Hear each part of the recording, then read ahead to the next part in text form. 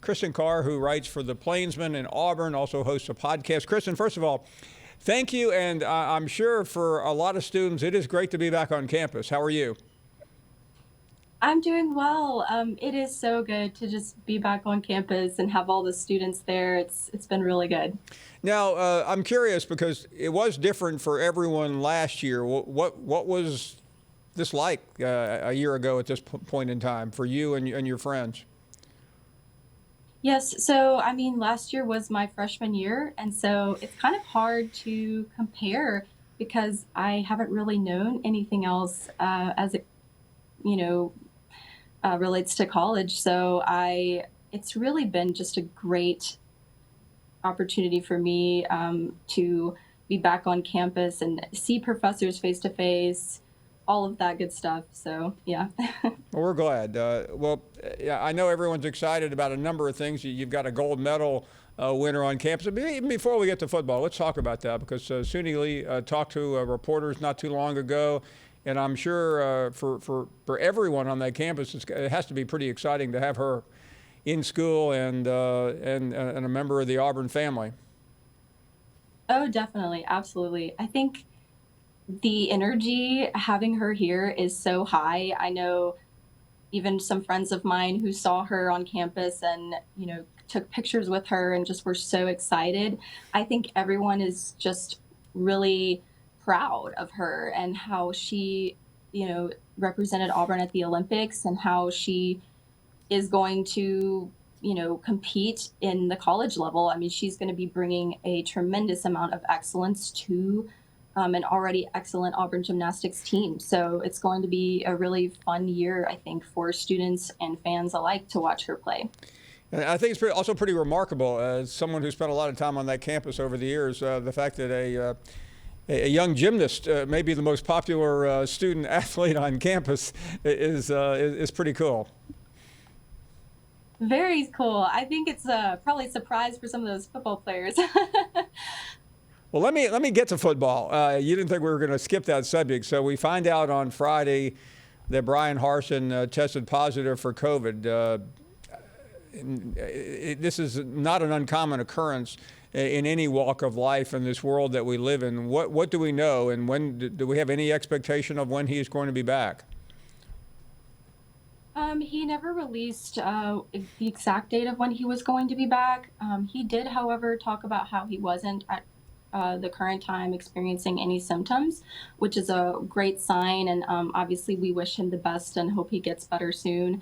He also talked about how, they had prepared for this. They put people in place where just in case that was going to be happening, where someone did come down with COVID, they had a plan, and so I think they were prepared for this, and hopefully, he gets better soon.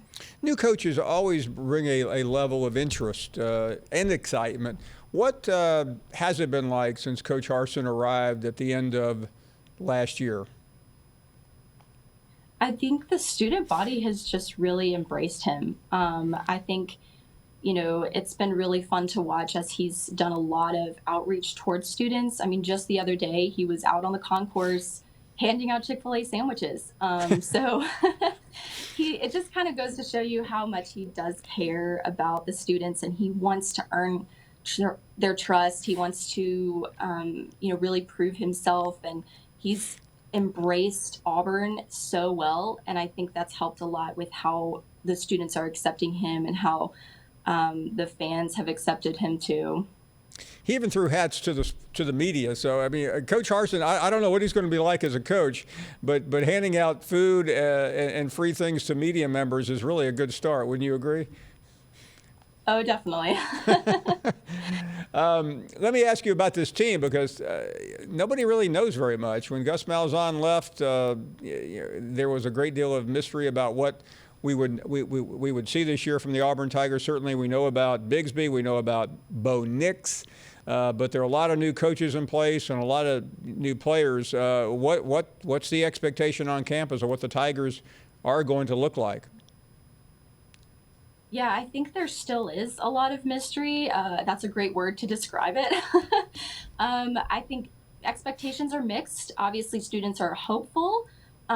But even I think with all of the rumors going around about the quarterback position and how no one is really shoo-in for that. And I think, with Gus when he was here, that would never have that wasn't really expected to have a quarterback change. But I mean, who knows? Again, it's a little bit of a mystery, and Coach Harsin has been very tight-lipped about um, the quarterback position and what they're aiming for. I mean, he said in an interview the other day how he was even open to doing, having two quarterbacks on that first game. So it'll be interesting to see how that all plays out. Kristen, I'm curious, and I would think the audience is as well, having been in similar shoes of yours just a couple of years ago. What are you most interested in doing? I realize you're still young in your collegiate career, but what are your ultimate goals? I think just being at the Plainsman has been so inspiring to me. I really didn't know what I wanted to do going into this, if I wanted to do more print journalism or broadcast. And I think I definitely am leaning towards broadcast now. And we have started a podcast at the Plainsman, and I'm the host of our sports podcast, which has been a really exciting thing because we're kind of starting from ground zero on that. And I would love to do stuff with podcasts in the future and just kind of see where social media and news collide there. Thanks for watching ESPN on YouTube. For live streaming sports and premium content, subscribe to ESPN+.